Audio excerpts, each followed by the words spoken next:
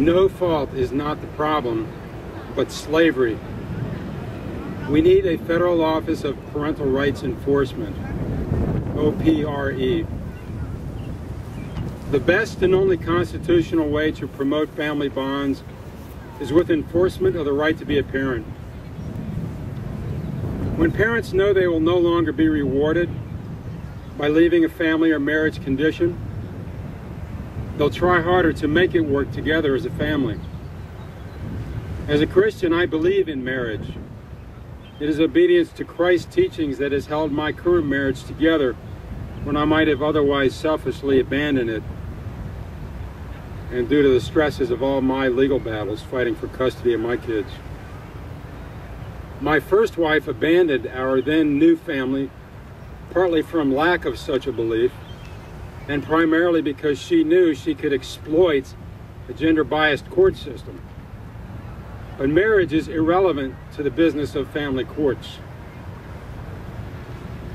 The primary concern of family courts should be enforcement of the constitutional right to be a parent to one's children, regardless of the marital status of parents.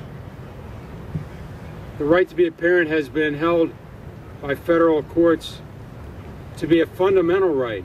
That's one that the Declaration of Independence refers to as one that we're endowed by our Creator with. The government doesn't give us that right. The Constitution doesn't give us that right. We're born with that right, a fundamental right to pursue happiness.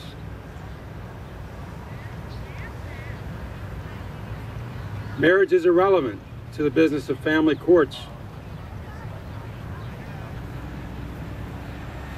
The fact that fault divorce existed for a long time prior to its abandonment, like in the 60s or 70s, whenever it was, does not necessarily mean it was a good thing, even if there was a lower divorce rate. Fault divorce was an illegitimate legal animal, kind of like separate but unequal, or separate but equal was for African Americans. That was the law back then, but it was not good law.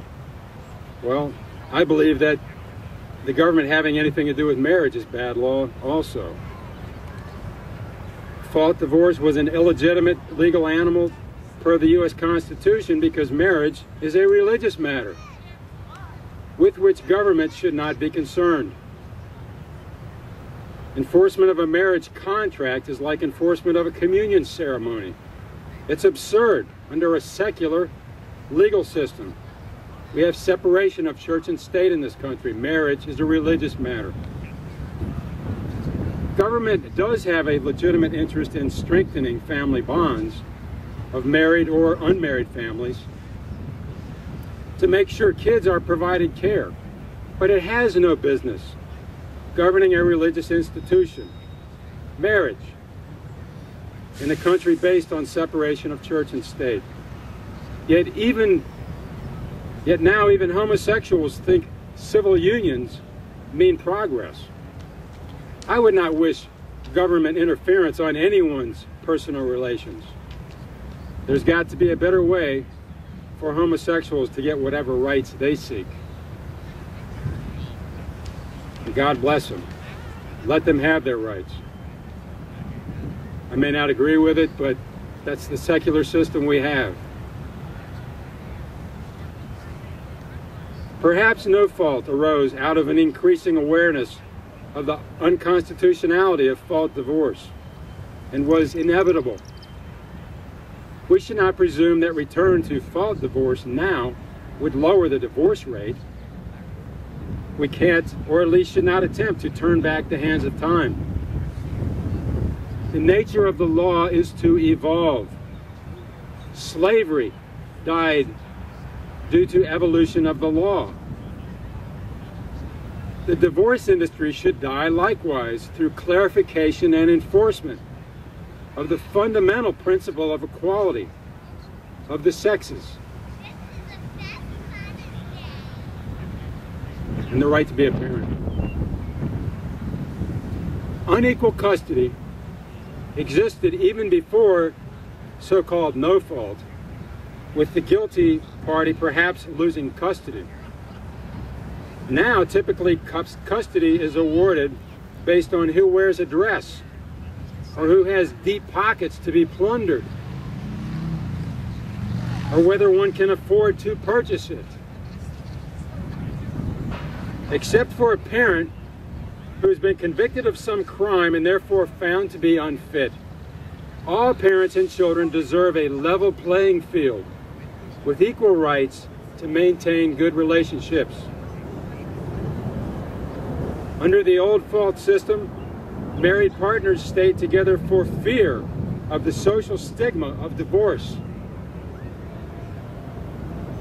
You know, the church and state used to be commingled. We broke away from that in this country. Now that fear of shame has been replaced with a reward system, where women file for divorce in the vast majority of cases, prompted by an attorney's promise to share the loot, after some outlaw judge has raped the father of his right to parent, plundered him of his assets, and enslaved him with an extortion order, falsely called child support. Again, if you didn't agree to it, it's extortion. It's not child support. It's only child support if you agreed to it, or you were an irresponsible parent who were unwilling to raise your kid. You tried to get out of your responsibility. That's child support that they order you to pay.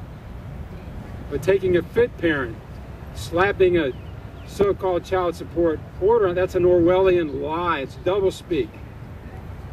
It's extortion. They illegally took your kids from you.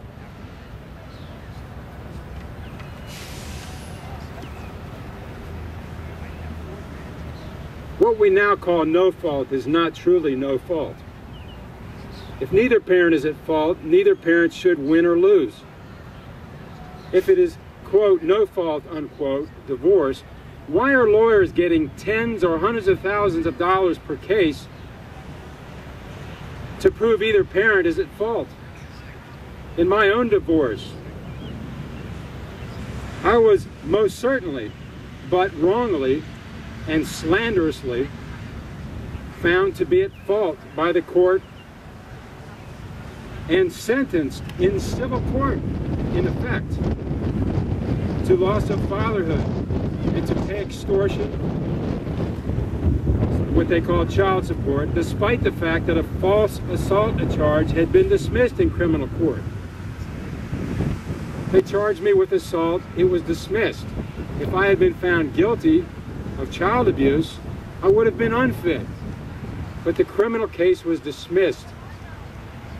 I was a good father. I was a stay-at-home father. Why did I lose custody of my kid? My 3 kids. We have a system that pretends children's best interests are important. But obviously that is a sham and Orwellian doublespeak. Regardless of any alleged fault, usually neither parent deserves unequal custody.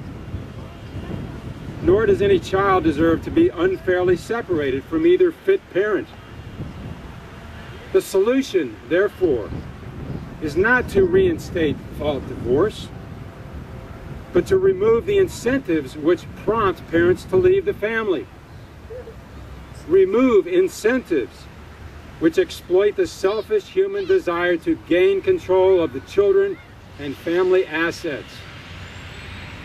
Remove federal policy statutes like VAWA and Title 4D, Social Security, which promotes sole custody for mothers, and state statutes that allow judges to issue unequal custody orders against fit parents,